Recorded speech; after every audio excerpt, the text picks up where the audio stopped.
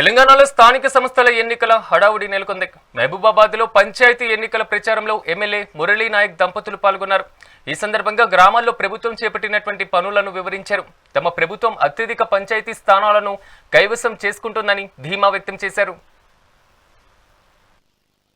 ఈరోజు గ్రామ పంచాయతీ ఎన్నికల్లో ప్రప్రథమంగా మహబూబాబాద్ నియోజకవర్గం నుంచి ఇరుగుర్తి మండలం నుంచి మా కోమటిపల్లిని మా ఎమ్మెల్యే మురళీ నాయక్ గారు ఫస్ట్ కేటాయించుకొని మా లక్ష్మీ నారాయణ స్వామి పూజలతోని మమ్మల్ని ఆశీర్వదించ వచ్చినందుకు వారికి మరి ఉమా మురళీ నాయక్ గారు పిసిసి అధ్యక్షురాలు మరియు మన రేవంత్ రెడ్డి గారికి మా యొక్క ధన్యవాదాలు. ఇలాగే గతంలో ఎన్నో కార్యక్రమాల్లో అన్ని విధాల అభివృద్ధి కార్యక్రమాల్లో ఎన్నో విధాల మా ఊరుకు మేము సేవ చేసుకోవడం జరిగింది.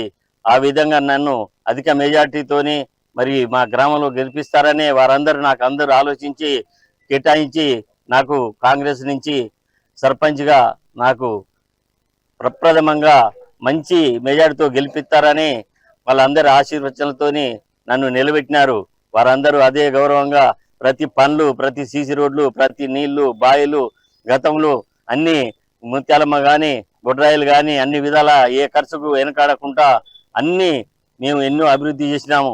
అదే విధంగా మళ్ళీ మా గ్రామం అభివృద్ధి కావాలంటే కాంగ్రెస్ పార్టీ నుంచి మళ్ళీ నేను గెలిస్తేనే అన్ని విధాల ఖర్చులకు భయపడకుండా ఈ గ్రామానికి ఎన్నో ఆదర్శంతో మా గ్రామాన్ని అభివృద్ధి చేయాలనే పథకంతోనే పట్టుబట్టి నేను నిలబడ్డాను. ఈరోజు